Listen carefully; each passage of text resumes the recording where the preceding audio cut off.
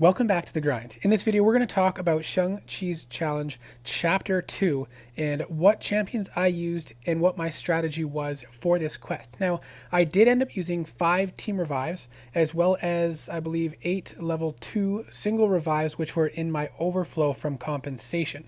Now, what I did for this quest, I did bring both my Corvus Glaives. My 5-star is awakened, but my 6-star is not awakened. So he did not work against this Sunspot because of no retreat. If you dash back twice within a 1.2 second period, then you're going to take a lot of degen damage. And so the best way to get around that is obviously with an awakened Corvus. Now, if you don't have an awakened Corvus, that fight is going to be challenging. You could use Gladiator Hulk because he can get back some of that health that's lost from degen. You could maybe get by using an awakened Namor to reflect some of that degen damage once you do get it triggering on you. But other than that, this fight is going to be a challenging one because of that dashing back twice is going to be hard to get around for such a long fight for most champions. Now, all of the fights do have invade.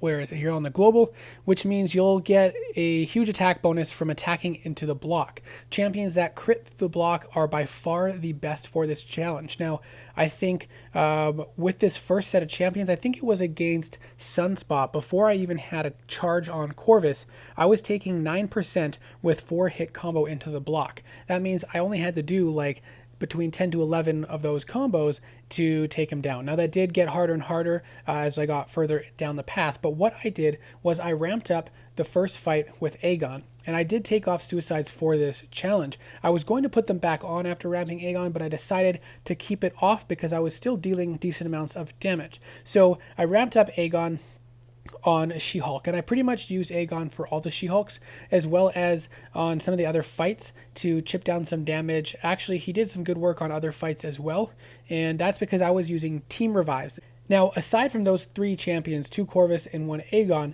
I wasn't sure who else to bring. I had Nick Fury on the team because he deals good damage with the bleeds, but I was going to bring Human Torch to use against the Tigress. However, I forgot that I still had Nick Fury on the team until after the 3rd fight, and so then I decided to just carry on with Nick Fury, but I would go back. If I was to go back, I would take Human Torch so that I could have that for Tigra.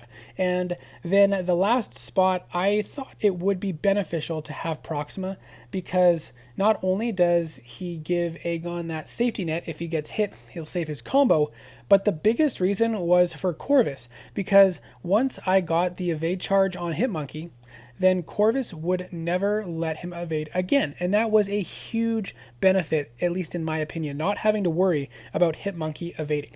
So the first time I got to Sunspot, I used my Awakened Corvus, took him down for that extra charge, and then I went in with Hitmonkey, and I was going to use the Awakened Corvus again. I did get the evade charge, but I died halfway through, so then I took in my unawakened 6-star Corvus, who is rank 3, so he does deal more damage, which is why I wanted to bring him in for the fights that I didn't have to worry about the degen from Sunspot. So then I picked up that evade charge right away with my 6-star Corvus. So now I had 2 Corvuses, one with 2 charges, one with 1 charge, both that could not be evaded against. Then this fight I was worried about, but actually it wasn't too bad because I was able to get him to play pretty passive, and so he would dash back pretty frequently and I could attack into the block. The most trouble I had was actually with Hitmonkey because you have to deal with the, where is it here? Make a stand. So you have to knock him down every 15 seconds to be able to deal damage. Now you do have the Foresight node, so if you can knock him down, get an intercept, and then start attacking into the block and take advantage of the invade, you can get some pretty good damage off, but to be able to coordinate knocking him down intermittently was more of a challenge. And how I did that without taking block damage was I would attack into the block, hold my block very briefly, and try to bait out a heavy attack from him and dash back before taking a blocked hit. And that worked actually pretty well. I was able to dash back once or twice, throw off a heavy attack to knock him down, and then remove that protection. So that is what I did with Hitmonkey, but he is a very aggressive champion, so it was a bit more challenging to balance. And then Tigra I was also worried about, but I was able to actually get her to play passive most of the time as well, dashing back frequently to take advantage of invade and attack into the block. So that's the team that I used. The one difference that I would have made was, of course, Human Torch instead of Nick Fury. But if you would rather not go with the team revives, I had some expiring, so that's why I did that. Otherwise, you can focus on one champion, and if you have an Awakened Corvus, that would be the champion to take. If you would want to go all in on Aegon, that's also a decent option, and a lot of people have done that. You do end up ramping him up quite high if you use him for several fights, and the damage that he deals into the block with critting through the block can get ridiculous. So he's a fantastic option. You can just go all out synergies for one champion if you have only one that you want to use.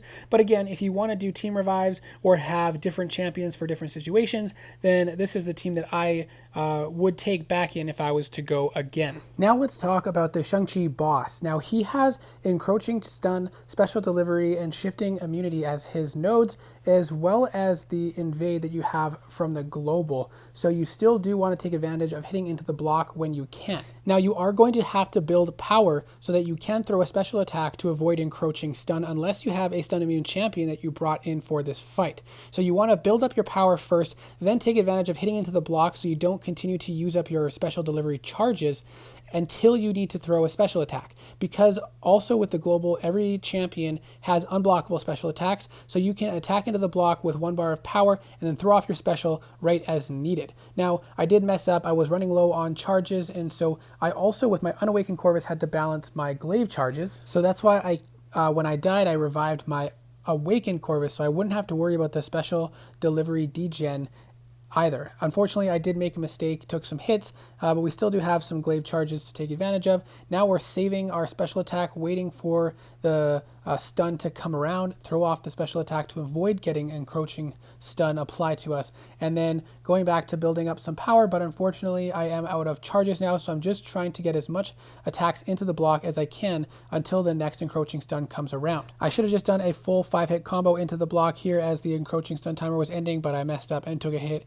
anyways. So then I decided to try Aegon because I didn't want to have to worry about balancing the special delivery, encroaching stun, as well as my glaive charges running out. So this allowed me to build up to as many special attacks as I needed to in order to bypass the encroaching stun, while also throwing in some attacks into the block to get some of that damage from invade. So now I'm just waiting until the encroaching stun timer gets closer to 0, and I threw off my special 1. And so I actually felt that Aegon was a better option for this fight, and I did take off a pretty significant chunk of damage in this round. And so I would say if you have the choice between the two, Aegon might be a good option to bring for the Shang-Chi boss, but you know, Corvus Glaive and a handful or 3 or 4 revives can definitely get it done as well.